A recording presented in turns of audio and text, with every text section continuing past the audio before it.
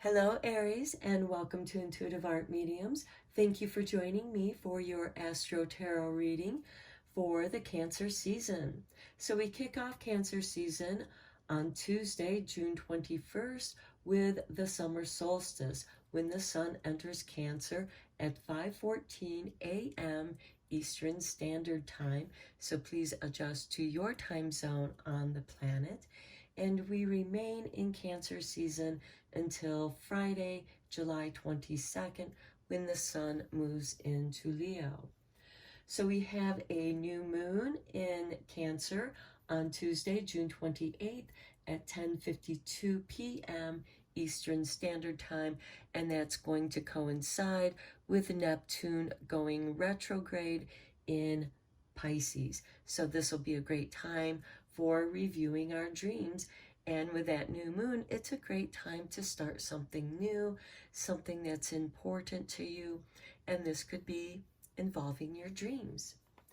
Then we have Capricorn super full moon occurring on Wednesday, July 13th at 2:38 p.m. Eastern Standard Time. So again, please adjust to your time zone on the planet. And on the 4th of July, the United States of America experiences its Pluto return in Capricorn. Now, Pluto is in retrograde in Capricorn.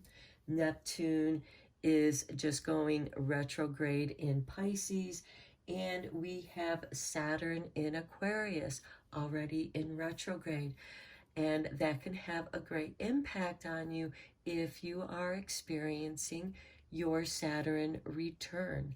Actually, I should say it'll have a greater impact on you because it's going to influence all of us. All right, let's get into your moon cards. Now, Cancer season is going to be a fun-filled time. A lot of creativity, getting into the arts, and of course, creativity expands your mind because you see things in a new and different way. So this might also be a great time to clear the clutter from your space and reclaim it, and by doing so, you reclaim your power. So let's see what we have for you, Aries. Now, this is a general tarot reading meant for Aries, Sun, Moon, Venus, and or rising. So please only go with the messages that resonate with you, as my readings are meant to give you confirmation to things that you already know or intuitively know. Okay, here we have the full moon in Virgo.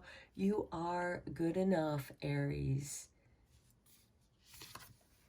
And then with the new moon eclipse, expect a powerful change.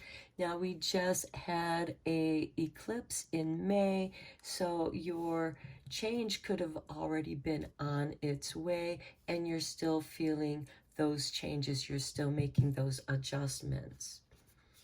And then we have the full moon in Libra. A win-win outcome is in the forecast. So whatever this change is that's occurring for you, Aries, it's going to be a win-win for everyone involved. And because you feel that you are good enough, that's why something changed, because of the way you now perceive yourself. And that shift in the way that you perceived yourself is what influenced this powerful change, which was followed through in May with those eclipses. And then there's a win-win situation. Let's go into the tarot and go a little bit deeper here and find out what this win-win situation is for you. Okay, hold on. Apparently these cards still want to be shuffled. They didn't want to cut for me. So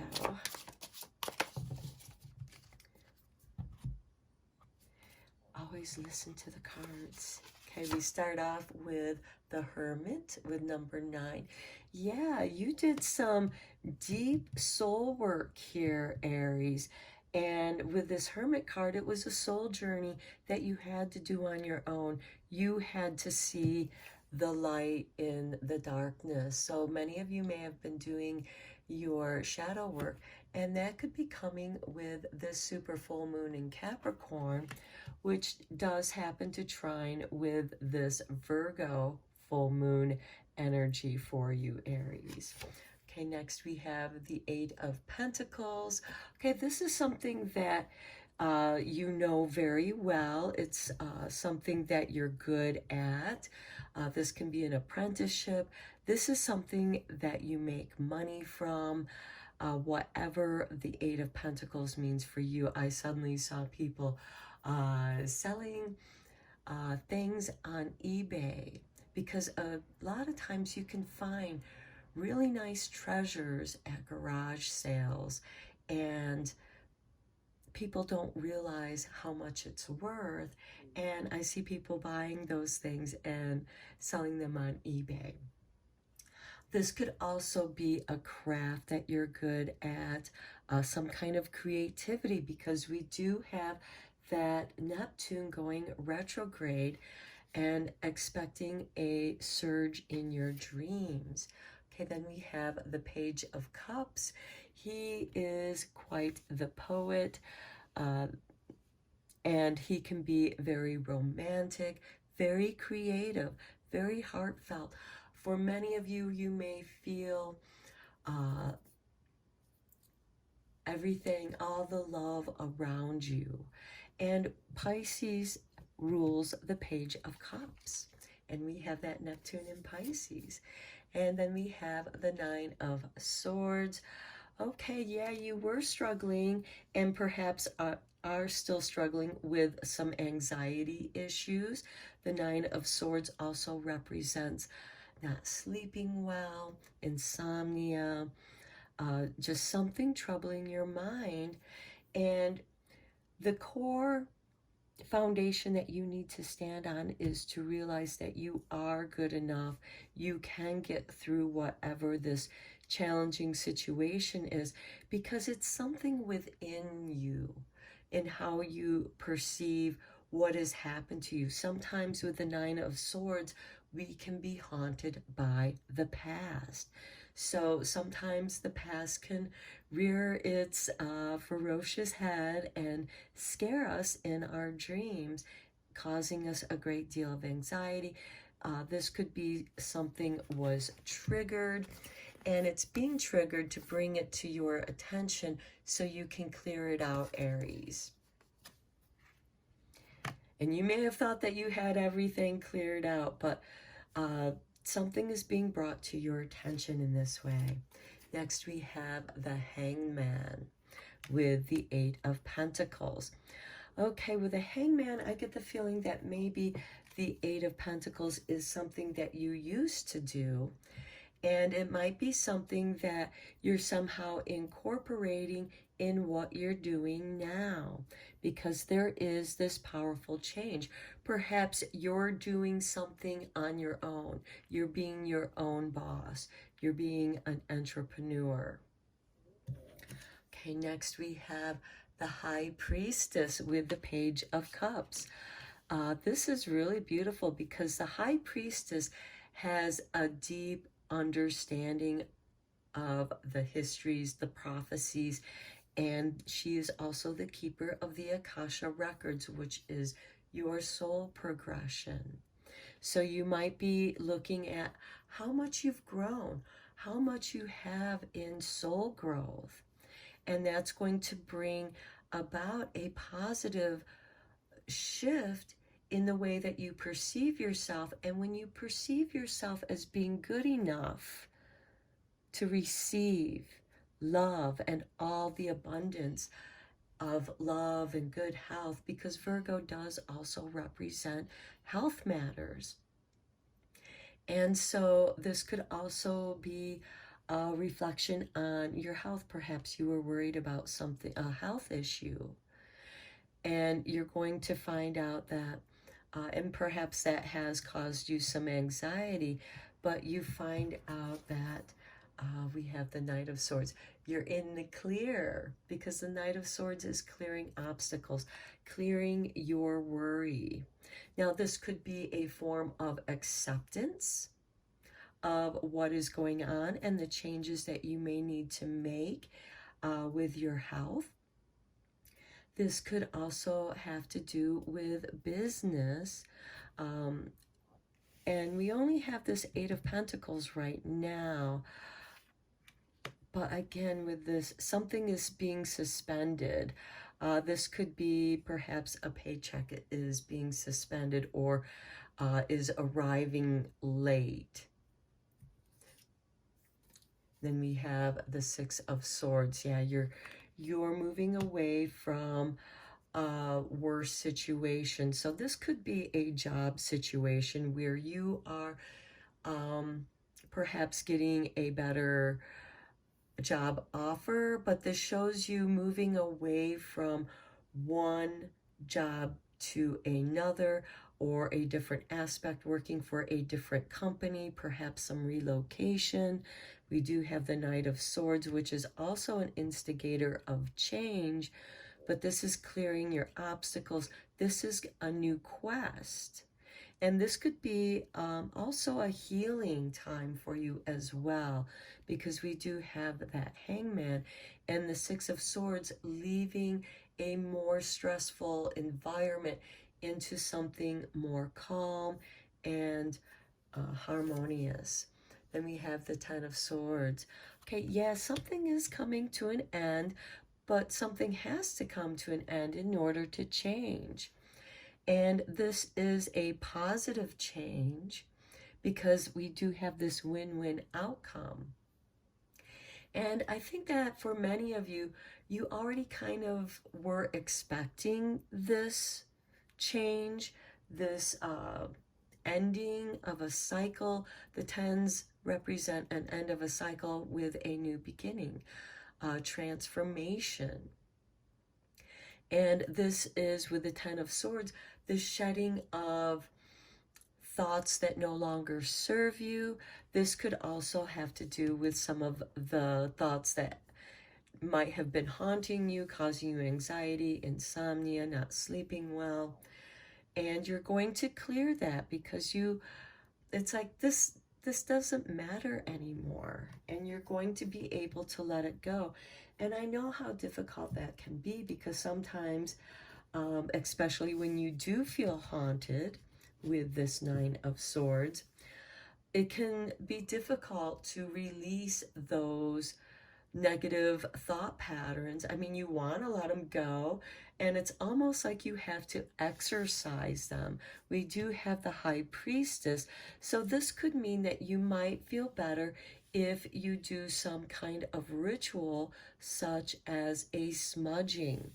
You can use white sage, that's the classic smudge, but there are other herbs that you can use for your smudgings. And each of those herbs, of course, have spiritual meaning to them. And the High Priestess knows that. So research what those herbs are, create your own smudge stick, or find the smudge stick that is going to work for your purpose. Now, mugwort is usually used when you do moxibustion, which is something I learned when I was in massage school, and it's going through the meridian point with that smudge stick, and you're clearing that area out using the smudge stick. And so that might be something to consider. This can also be used in just clearing your chakras and regrounding yourself. So clear and ground. And sometimes we have to clear that space where we're grounding, because we also have with that, with this energy, because Cancer rules the fourth house, which is the home. And we have the influence of clearing the clutter from your space to reclaim it. This is how you're going to reclaim your power. Now, this space could be within you, within your mind. So let's look at your sweet dreams as we do have the summer solstice. Okay, this card just jumped out. Okay, lessons. I look for opportunity in life's challenges via my dreams, and I learn the lesson. Wow, this really gives confirmation to what I was talking about in your cards here with feeling haunted, feeling the challenge, and clearing out that negative mindset. And this can also be done ritualistically, because I do feel like you're clearing some stuff out ritualistically in the home. Burning incense, going through and clearing out your space. Now, some of you may have some energy presence being residual, residing in your home that you need to clear out. And doing a home clearing is a great way to clear out that energetic clutter. So if you're feeling like there's still something not right, you've cleared it out physically, but you're still feeling like there's something icky still residing there, burn some incense, frankincense, copal, sandalwood, smudging it with sage, and then ending it with a mugwort smudge on yourself to clear out all that gunk that might have clung to you in your house clearing, because it's very important to clear yourself. I myself am a Reiki master as well, and it's very important to clear that residual energy of other people when you've done a healing on someone or even another space. Okay, with the moon goddess Dionysus, I explore my wildness and dance in pleasure. Okay, I think many of you might be inviting the fairy realms into your world, or opening the world, opening a door to the fairy realm. Dionysius is, okay, we have the Page of Cups here, who does like to drink and party. And that can be why he's, such a romantic poet type personality. So explore your wild within and dance with pleasure, because, that's going to help ground your spirit back into your body. So that's a very positive reading so far. Yes, you do have some challenges, but you're clearing it out, and it's going to feel so good to get rid of the gunk. And you're making this transition from a stressful situation into something that's more calm, and you're going to get rid of that anxiety. That cycle's coming to an end. Okay, let's look at your blessings.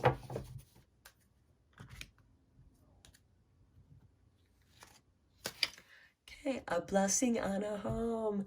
Okay, this just is a confirmation of do a home blessing ritual. It's very simple.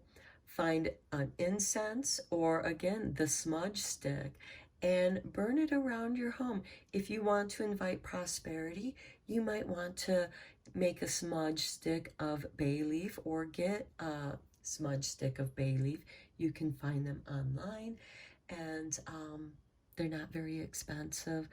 And so, yeah, do a home blessing. Then we have a blessing of the earth. Very nice. And our home is probably one of our most important earthly blessings, because the earth itself is our home. It's the home to all life on this planet. And so I think that as you're clearing out the clutter, you're going to invite this abundance energy into your home, and because the blessing of the earth is abundant and ever changing. Okay, I'm going to end your reading here, Aries. I hope you found it helpful and beneficial. And thank you for liking and subscribing to my channel. And please feel free to share this video with others if you think they might enjoy it. I'd appreciate any feedback, so please leave it in the comments down below. And with any tarot related questions that you might have, and I'll try to answer it in my next video. Till next time, take care.